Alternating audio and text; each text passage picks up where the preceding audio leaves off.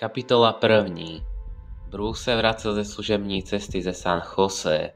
Netrvalo dlouho a před sebou spatřil tabuli s nápisem Vítejte v Layton, Utah. Vešel do města a usmál se, když začal pomalu rozpoznávat malé domky, obchody nebo bistrá. Dnes se měl setkat se Stevem. Steve byl jeho kamarád, který se také vracel ze služební cesty. Až na to, že z Phoenixu. Bruce dorazil do kavárny dříve, ovšem netrvalo dlouho a za chvíli přišel i Steve. Bruce se téměř okamžitě postavil a podal svému kolegovi ruku. Oba si je navzájem pevně skysli a pak se posadili. Tak Bruce, jaká byla cesta? Bruce pokrčil rameny. Cesta byla v pohodě, dalo by se říct. A co ty? To samé, zasmál se Steve. A případ? Bruce se zamyslel. Ten vrah neměl určitě dostatek mozkových buněk. Steve naklonil hlavu. Proč? Do mě měl pozatváraná okna a v sudě v obýváku rozporcované tělo své ženy. Říkáš to, jako by tě to ani netrápilo. Bruce se podíval na Steva. Zažil jsem horší věci. Věř mi, odpil si z kávy. Já jsem to měl v tom případě lepší. Co jsi vyšetřoval? Bruce se mírně naklonil přes stůl. Přepravce peněz ukradl vlastně to, co měl převést. Steve se zamyslel. Tuším, vypočítali částku kolem $1 000 000. Bruce pískl. To je hodně. A mimochodem, Steve si odpil z kapučína. Cestou jsem viděl tu restauraci, kterou si mi kdysi vzpomínal.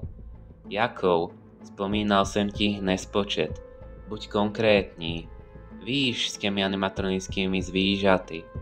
Bruce naklonil hlavu, ale nakonec mu to docvaklo. Fredbear's Family Dinner?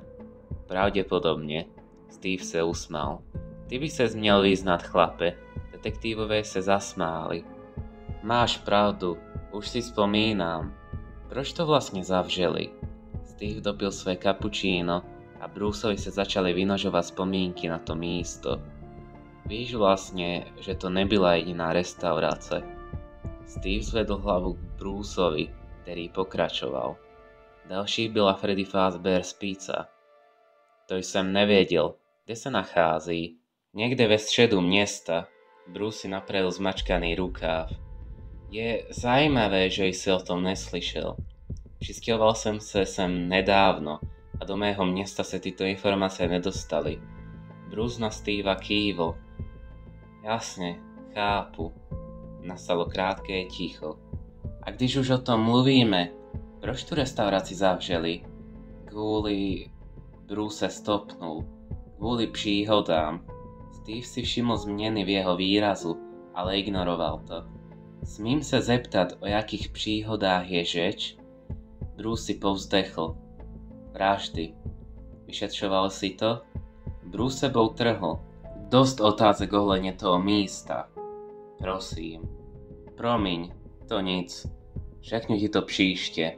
Přijel prstem po rýze ve stole. Dnes se na to necítím. Steve se po chvíli postavil. Musím jít. Doma mě bude čekat žena. Jedným okem se podíval na své hodinky. Už je asi doma, tak se měj, Bruce. Oba si podali ruce a Steve odešel zatímco Bruce dopíjel svou kávu. Zamyslel se, jak o tom Steve nemůže vědět. Nikdo mu o tom neřekl? Blisklo mu hlavou. Ty obrazy toho místa se mu vynožovaly v hlavě. Krev po stěnách a kachličkové podlaze. Co když ty chuděnce skončili podobně jako ta žena v sudu? Pamatoval si také trhané pohyby animatronických zvířat před první nehodou. Co bylo alespoň podle něj zvláštní, byly přechody z robotických na plynulé, lidské pohyby. Zakroutil hlavou, aby byl poslední doušek kávy, než se postavil a odešel. Šel po cestě obklopené domy, dokud si vpravo nevšiml ten svůj. Zaparkoval svou Toyotu před malou garáž, vypnul motor, vystoupil z auta a vydal se před chodové dveře. Odemkl je a pomalu otevřel dveře. Kdysi by ho zde čekala jeho žena. Po otevření dveří by se na Bruce vrhla, objala a políbila ho. Jen škoda, že musela odejít tak mladá. Bruce zavřel dveře a složil si veľký kožený kufr před viešak s jeho kabáty a mikinami. Nech si mohl dopřát trochu odpočinku, z čehož byl nesmírně rád.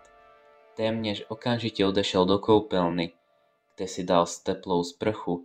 Po sprchování se postavil před zrcadlo a přijel si prstem po hrubé jizvě, táhnoucí se po celém obvodu jeho bicepsu. To však nebyla jeho jediná jizva. Měl ještě dvě. Jednu mu zakrývali vousy a druhá byla viditelná v oblasti hrudníku a žaludku. Dal si na sebe tričko a spodní prádlo.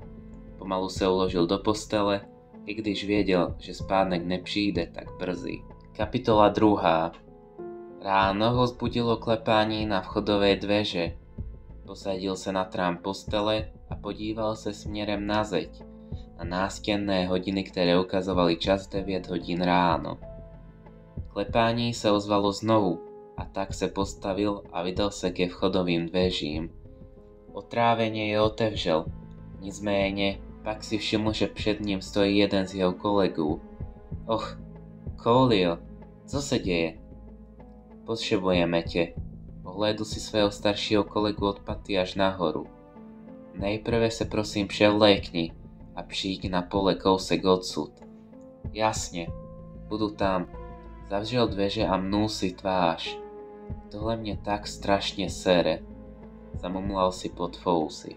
Po převlečení se podle pokynu jeho mladšího kolegy vydal na pole. Tam ho přivítalo několik policejních aut. Zastavil na cestě pokrývající štěrk. Vypnul motor a vystoupil si. Po vystoupení k němu přišel opět Colio. Pojď, doktor je na dovolené a jediný ty nám můžeš pomoci. Co se stalo, že potřebujete doktora? Bruce zavřel dveře od auta. Vražda, ale je to fakt odporné. Bruce vedl obočí. Dobře, zaveď mě tam. Colio zavedl Bruce do pole k tělu, které bylo pohozeno kousek od malého lesíku. Bylo to tělo muže. Na pohled vypadalo, jako by ho roztrhalo divoké zvíře. Bruce se k němu sehl a začal ho zkoumat.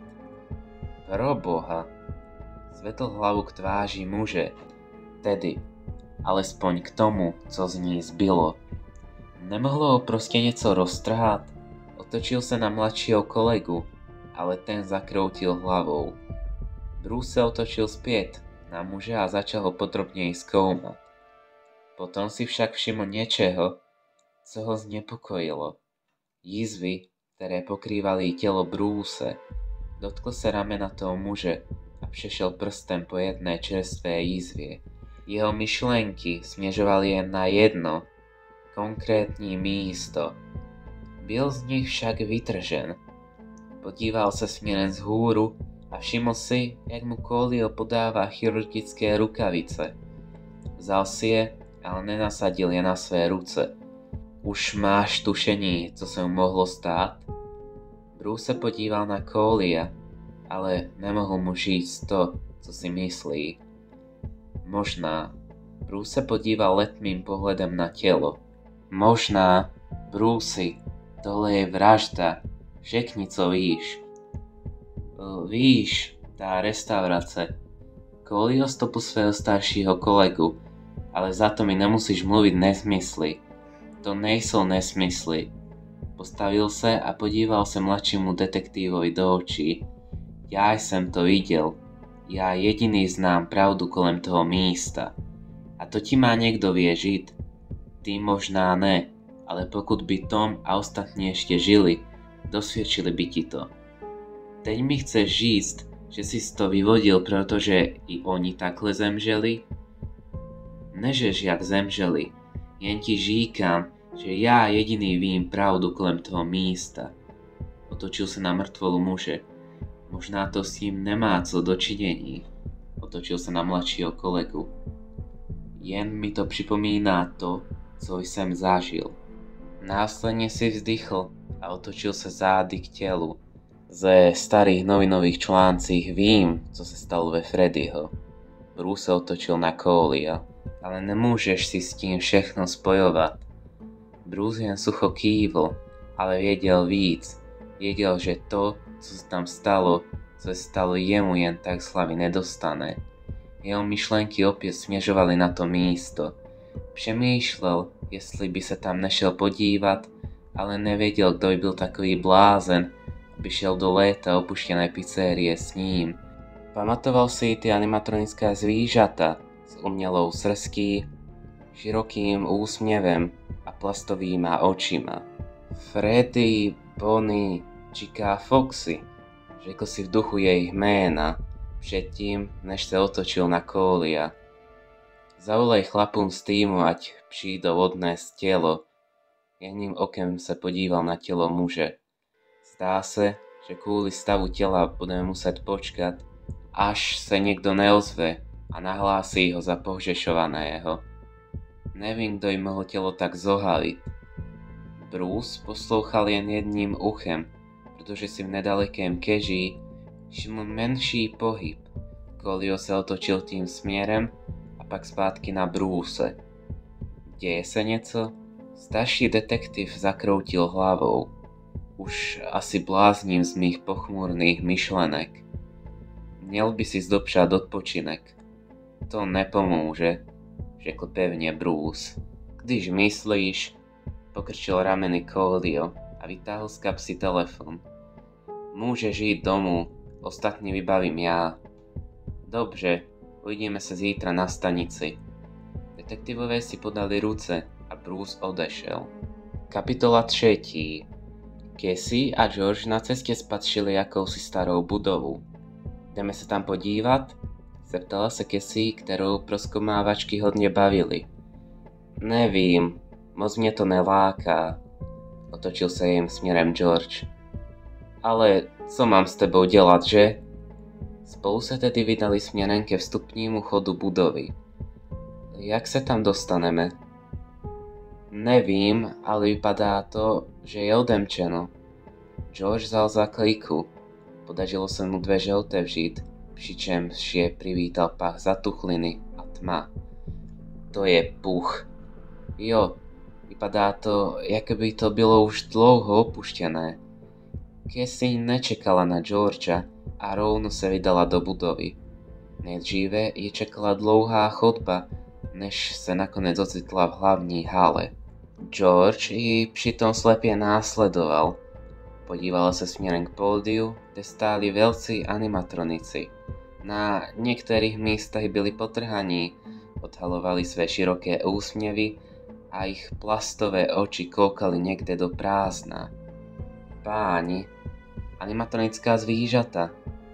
Cassie přišla blíže k pódiu a pořádně si je prohlédla. Vypadají jako ty ze seriálu, který mi maminka pouštěla, když jsem byla malá. Mírně naklonila hlavu. Kůže? Medvěd a králík. Nebyla tady líška?